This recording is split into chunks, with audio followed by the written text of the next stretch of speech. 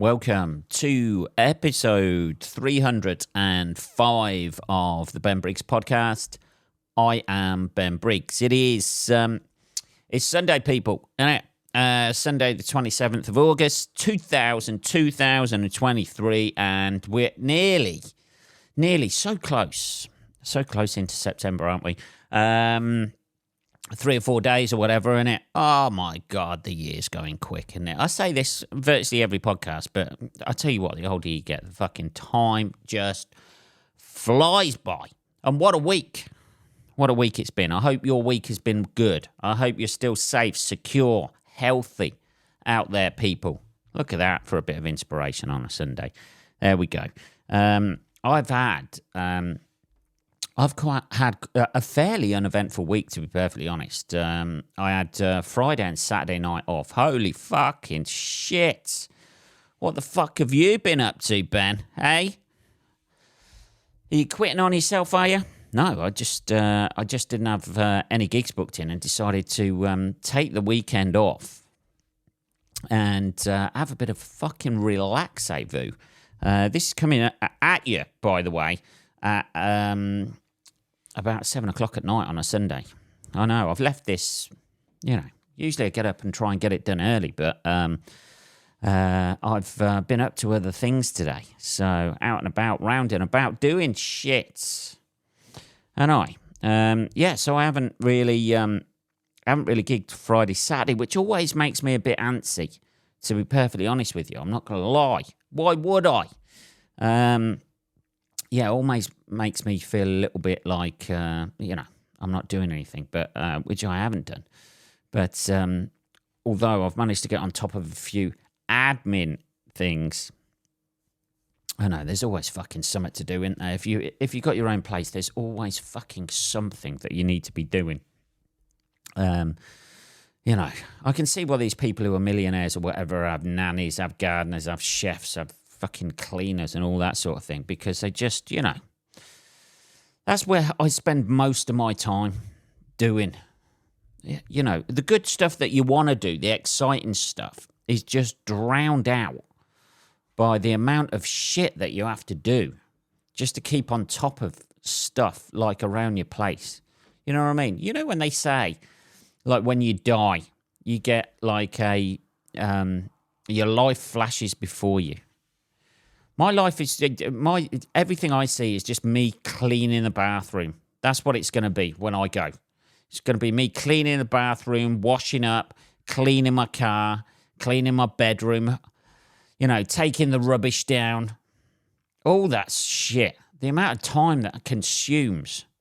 And because I'm like a bit of a perfectionist, really, Ben, you wouldn't be able to tell this from the podcast. Hey, keep those opinions to yourself, please. Because I'm a bit of a perfectionist, everything has to be fucking bang on, immaculately clean. So I'm forever fucking tidying around and dusting around and shit like that. So, it's just taking time, innit? It just takes time out of your fucking life.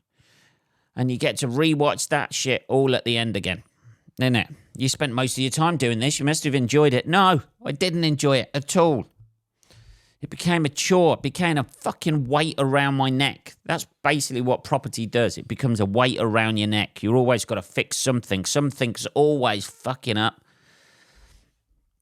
Or you try and sort something out and it doesn't. Like I tried to this week. This is what's happened.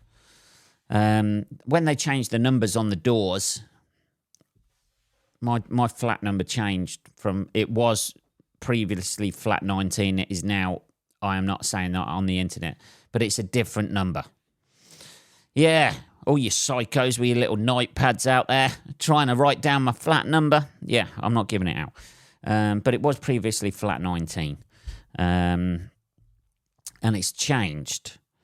And when they did it, they did a fucking bodge job because they'd obviously, like, screwed the numbers into the door. And they were really nice, sort of like decorative numbers. They look really cool. Because they screwed the numbers into the door, what they've done, they've printed the number on a plate, like a metal plate, and then just screwed that over so they didn't have to fill the holes and repaint all the doors for about 50-odd flats or something. right? And it just makes the number on the door just makes it look like a prison cell. You know those prison cell numbers that you get? So I emailed the fucking woman, the developer, and said, this was about 4 weeks ago. I emailed the woman and said, is there any chance you've still got hold of the old numbers and I can put the old numbers on? Because my neighbour opposite, she changed the numbers back to the other ones. And fair play to her. The developer goes, yeah, that's great. I'll send them out in the post this week. Great. This was about 4 weeks ago. 3 weeks later, I'm still waiting for the fucking numbers. And you're just like, why have you made me be this person? Huh? Why have you...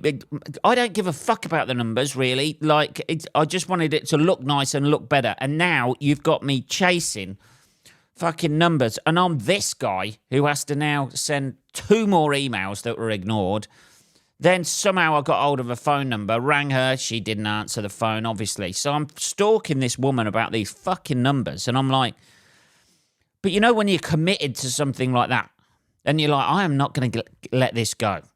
And there's a part of your brain going, really, Ben, you're really stressing that much over these numbers for your fucking door? Is that it? Your first world problem, little fuck? But the rest of my brain was like, I'm not letting go of this. I am not letting go of this. This is fucking... I paid for these numbers. I needed kids at that point. So I could say, I promised my kids that those numbers would be back. How people fucking guilt trip other people and try and win arguments because of their kids.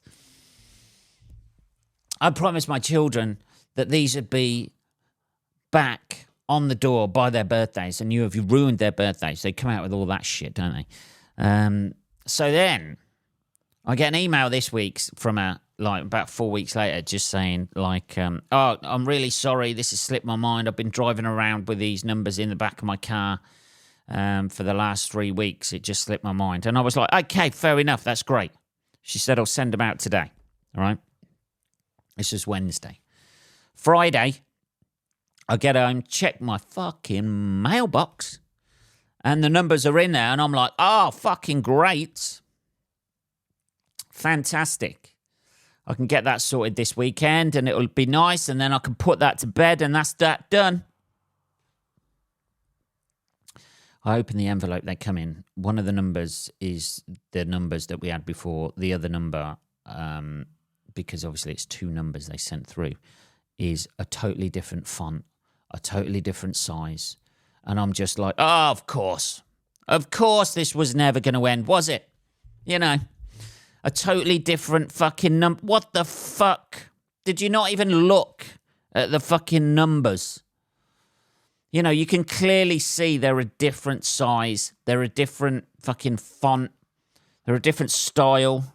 They're even a slightly different colour. One's sort of like chrome and the other one's satin chrome. And you're just like, oh, of course this was never going to end, was it? It was far too easy. Waiting 4 weeks, sending 3 emails. You know, it's far too easy, isn't it? Phone calls missed. You know, answer machine messages, like, ignored. Of course, that was far too easy, wasn't it? Waiting 4 weeks for some fucking numbers to come through. So now, I had to, actually, it's the first time I've ever done it. I took the photo on Google search of one of the numbers that I wanted, and it fucking come up straight away, didn't it? With these numbers. Holy shit. Bring on the AI, that's what I say. Isn't it? Making my life easier. Jesus. So I just thought, fuck it. I'll just order straight from the people who fucking make these numbers. Anyway, Jesus. It's fucking everything, isn't it? Everything. Nobody wants to do anything anymore, do they? Like, I'm trying to sort out something with my website. I'm trying to change, like, I've got, you know, a website that I don't use anymore. I was trying to change the website address for that. And for some reason, Yale.com, who I pay for it, and it goes through Wix, they're down as the owners, and I can't change the website address.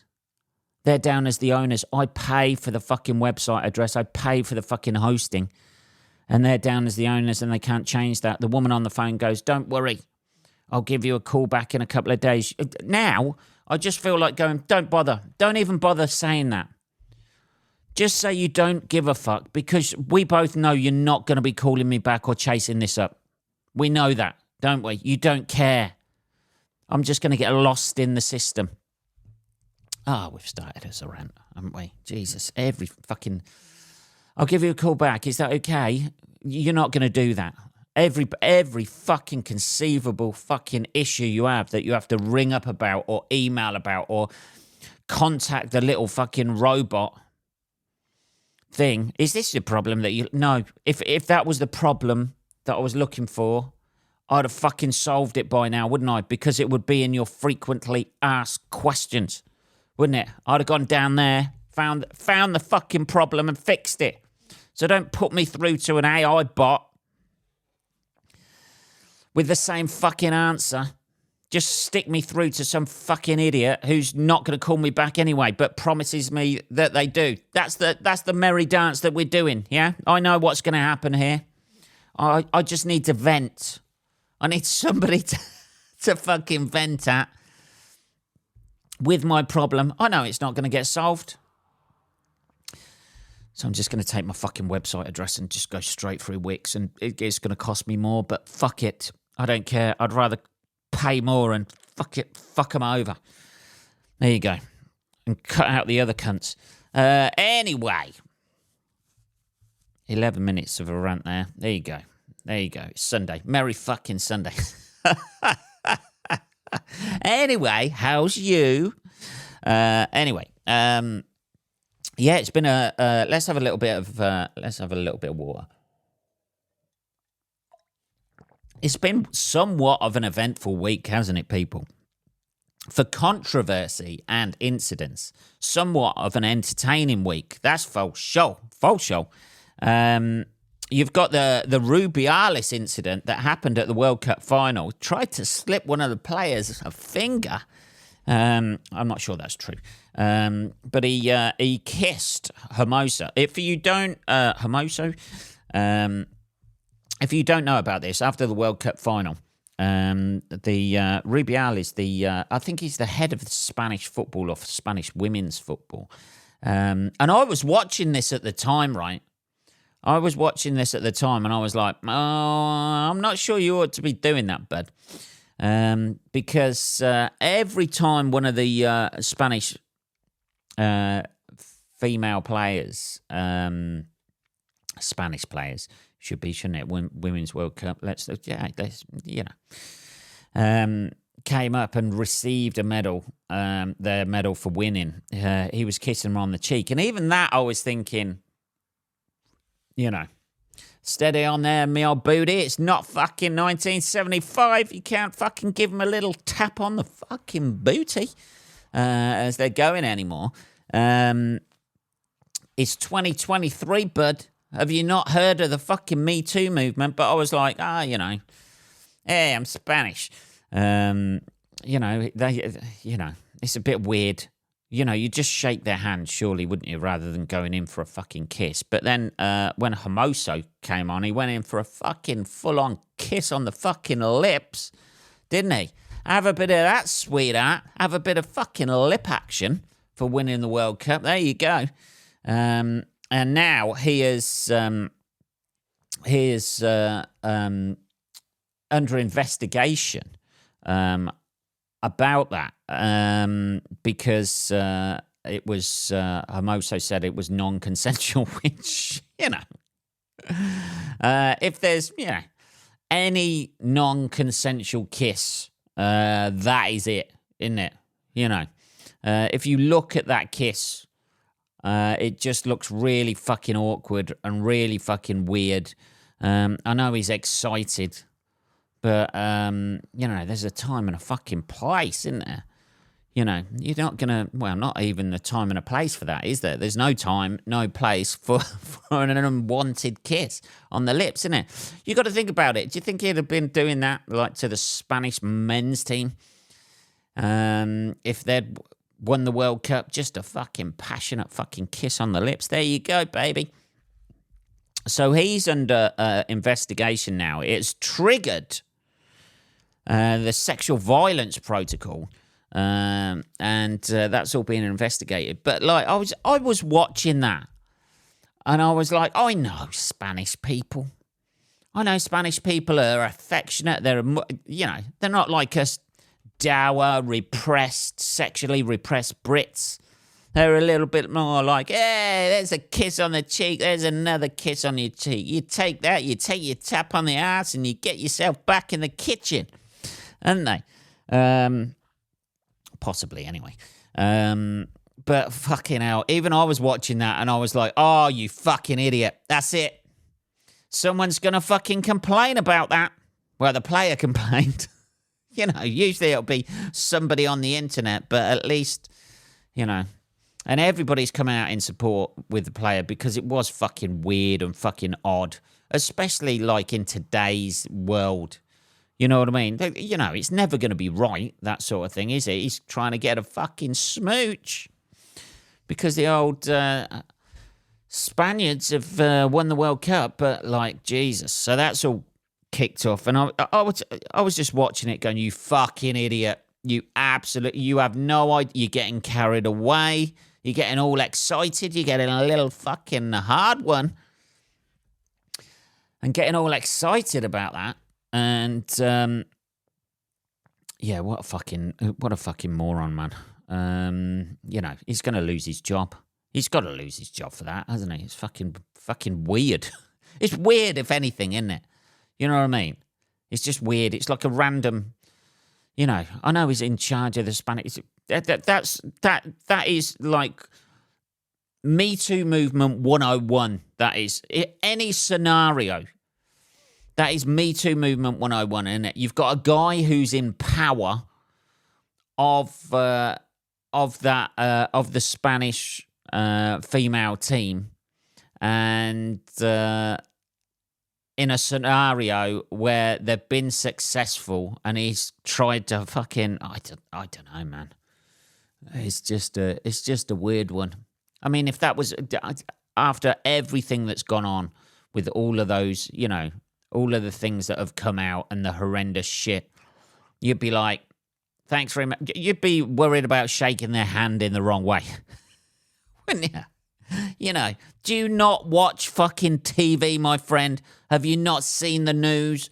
All the things that have come out about fucking sleazy guys, and you're there trying to fucking meet lips with most, kiss them on the cheek and fucking, even that's fucking weird, isn't it? Why would you need to kiss them on the cheek? Handshake, go. Get on your way, sweetheart. I'm not losing my job.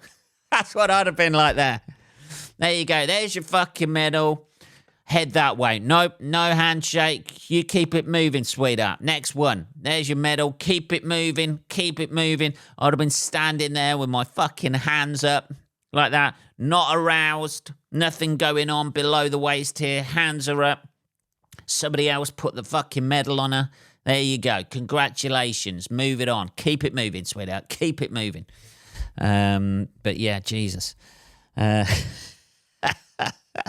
He's going to go, isn't he? And he's refusing to go. That's the thing about it. I don't know, how this is going to end. He's just taking, like, the female football team fucking hostage. Got there. I am not leaving. Just see him on a balcony behind a curtain. They send in the equivalent of the old SAS in Spain. Is that how he's going to go out? How can you refuse to resign? Basically, if there's nothing behind it, it was weird. Yeah, it was weird. And he made a mistake, and maybe he should be sacked for that mistake. That's it. But he should hold his hands up and go, sorry, the moment got carried away with me. I made a mistake. Yes, it was weird. I'll now fucking retire, and that'll be the end of it. Because he's going to fucking lose his job anyway. There's no point saying you will not resign and you will not go, because you're going to fucking...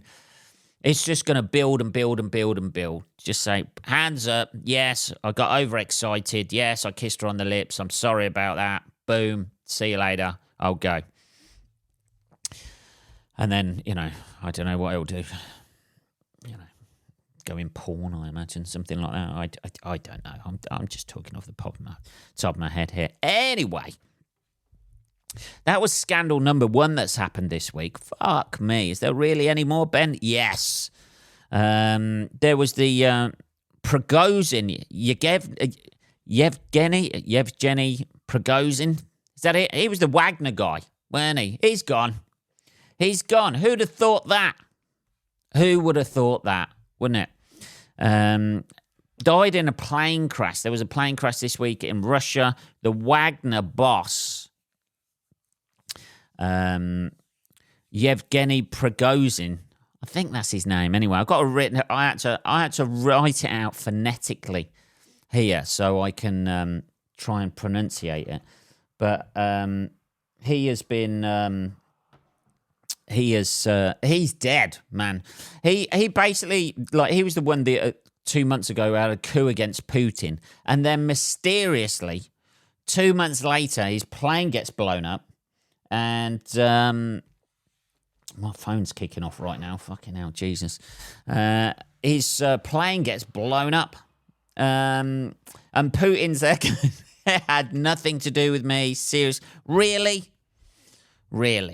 He might as well have just, like, gone round his house, got him on his knees, executed in front of his family. You know, everybody knows that it's Putin, don't they? Everybody. You know, the only one who doesn't seem to know or want to admit this in public is Putin himself, isn't it? He's like, oh no, it's such a shame. Oh no, terrible. What a weird coincidence that 2 months ago he was trying to overthrow me and now he's died in a fucking plane crash that looks suspiciously like an explosion. They just don't give a fuck, do they? Like, you know, there's a point when you're a dictator, right? Being a dictator isn't one of the most the best things in the world to be, by the way. If you're thinking about it, most dictators are not highly regarded.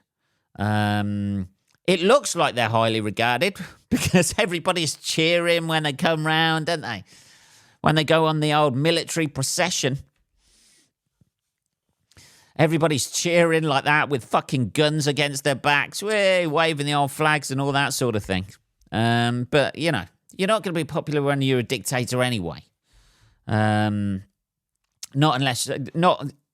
to the people, only to the people you're really, like, glad-handing and paying off and all that sort of shit.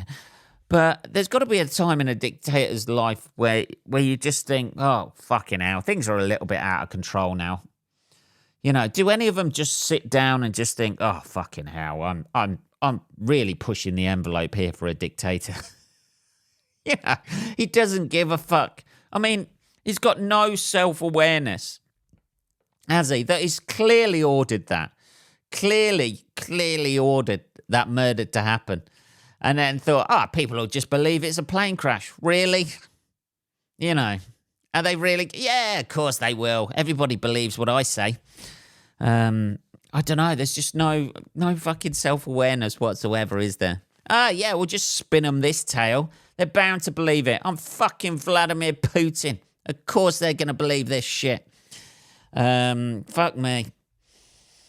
It just goes to show, though, you don't really... It's going to be effective, isn't it?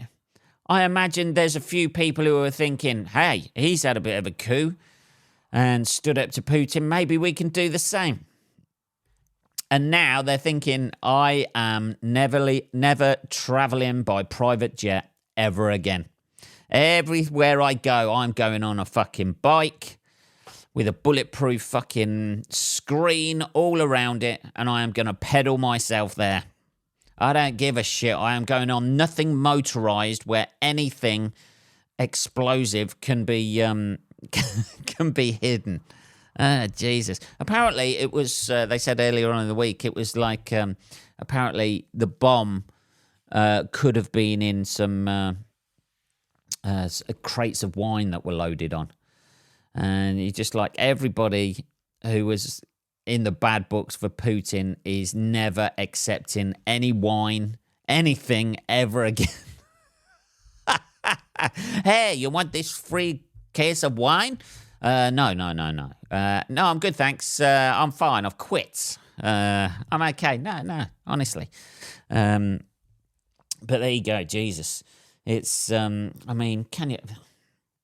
People just too powerful, aren't they? People just get too much power and then they can do what the fuck they want. Because he knows he can do what the fuck he wants. Because he knows nobody's going to do anything. The United States, nobody else is going to do anything against him because he's got fucking nuclear weapons and he can do what the fuck he wants. That's basically it, isn't it? He's there until he dies, basically. That's it, isn't it? He's another Stalin. He's there until he dies. And nobody's going to get in his way. Jesus. I tell you what. Talking about airlines, I did see something in the news this week as well that another airlines are beginning to set weight for passengers. They're checking the weight of passengers before they fly. This is a sad state of affairs, isn't it? This is when you think, as a society, we're getting far too fucking fat, isn't it? If airlines are actually starting to weigh passengers before they get on board, the obesity crisis is getting a little bit out of hand. This was on the on a website that I saw earlier, because people just being too fat to sit in seats and shit like that. Man. The last time I went over to New York. Now, I'm not slagging off Americans here, but on the flight over, they weren't sitting next to me. I always take the window seat, by the way. I always try and book a window seat. I like the window seat with a window on my right. So I don't really like a left window seat. I like the window on my right. I don't know why that is. I think it's because, and I know this may seem weird. I know this might seem weird to a lot of you. I think it's because we drive on the right. We drive like a driving seat in a car is on the right-hand side, isn't it? And I think traveling on the right-hand side, there's something about that. Because I do so many miles and you get so used to being on the right-hand side of the car, because we've got right-hand drive cars over here. And there's something about that where I can just, I feel more comfortable with a window next to me on the right-hand side, and I can fall asleep, and I always do that. I mean, I hate it because my pea-sized bladder, there's about 3 times in a flight where I'll have to get up and go to the toilet and push past people, and I fucking hate that. If people will have fallen asleep, or they're eating, or they're watching a film with the headphones in, they have to fucking unplug the headphones. Sorry. And you do that sort of thing, don't you? Oh, sorry, can I get by? I need the toilet. Thank you. You're telling strangers that you've never really spoken to, my bladder is full right now and I need to get my penis out in the toilet to empty it. Is that okay with you? Are you going to let me by to do that, are you little fuck? But anyway, on the way over there, there was in the aisle, spilling out into the aisle. Like, seriously, there was, as I was walking to the toilet about 2 rows up, there was a guy, and his fucking back was kind of gripping the seat. It was going round the corner of the seat and gripping it, like had a firm grip, like moulded round his seat, almost spilling round to sort of blocking the TV screen of the fucking person behind him. He was enormous, and his arm was just hanging out the side, down the aisle. Everybody who went by, it was a fucking huge arm. He was just a massive fat guy. And you can see why. And he's just trying to, stuffed into a normal size seat. If I was next to them, I'm quite a liberally minded person, but an 8-hour flight, you want to be on an 8-hour flight next to that guy being, squished to your left-hand side because he's sitting next to you. I don't know. I don't think it's a bad thing. What do they do? What are they going to do, though? Oh, you weigh too much, you're going to have to fucking get off the flight? Is that the whole idea behind it? Maybe that's the whole idea behind it. Or they're just trying to, you can't have a full plane full of fatties. It's never going to take off. No one's going. Yeah, all your luggage is being left here today because you're all obese. That could be it, couldn't it? That's what they're doing. We can't take any of your luggage. Enjoy your holiday. We can't take any of your luggage because you've eaten your luggage allowance previously before stepping on this plane. I have no idea. Anyway, holy shit. You know what I did watch today? Let's end on a good note. You know what I did watch today, which is it's not an underrated film, but it's not a film that's up there with the classics. And it should be. Talking about Barbie the other week, as we were, and feminist films. You know what I watched earlier today? I watched the film Shirley Valentine. Now, I know it's meant to be. Maybe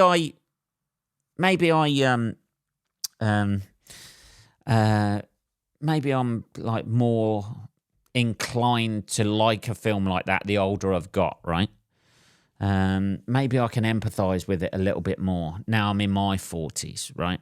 But Shirley Valentine is a fucking great film. I'm putting it out there, people.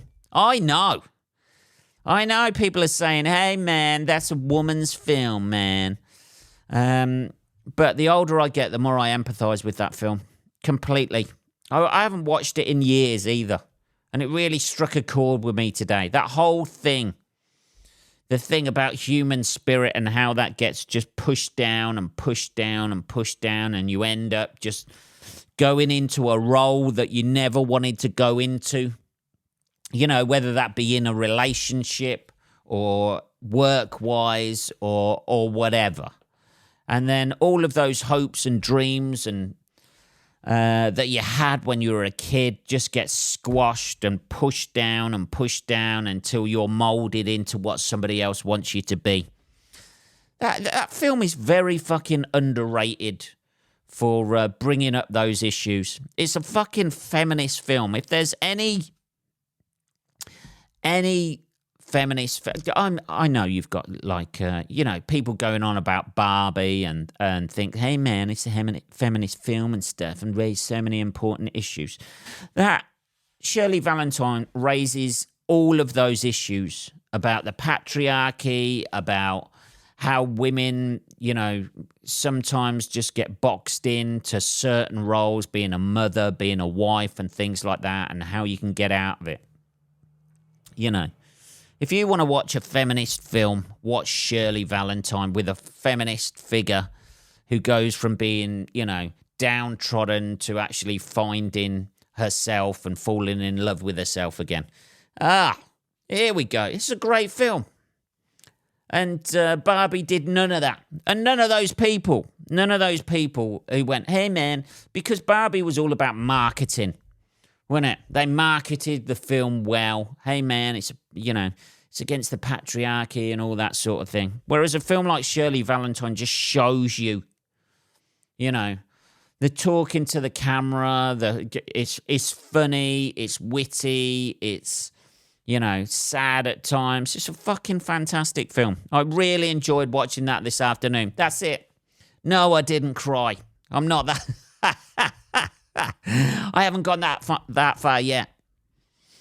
But it was a fucking fantastic film and I really enjoyed it. Watch it. If you've never seen it, watch it. It's a fucking great film. And if you haven't watched it for years, watch it. Anyway, what are we on? 34 minutes, people. Holy fucking shit. That's another week done, isn't it? That was episode 305 of the Ben Briggs podcast. I shall be back next Sunday. Where I'll be ranting, no doubt, about other personal things and then getting into fucking a few newsy bits. Holy shit. So I hope you have a fucking great week. You stay safe out there. Go out there. If you're in a downtrodden relationship and you want to get out of it, go and be the person you want to be. Fuck them. That's it, innit? Go and be the person you want to be. Yes, it's scary. Yeah. Yes, sometimes you're going to be a little bit lonely. It's what's going to happen, isn't it? But after that, you're going to be, you're going to be a stronger person for it and a more interesting person and a happier person, aren't you? Don't put up with that shit that other people give you and try and put you in a box. There you go. If you take anything from this podcast episode, take that. There we go. Here we go. Have a good fucking working week or non-working week, whatever you're doing, people. I'll speak to you next Sunday. Take care, motherfuckers.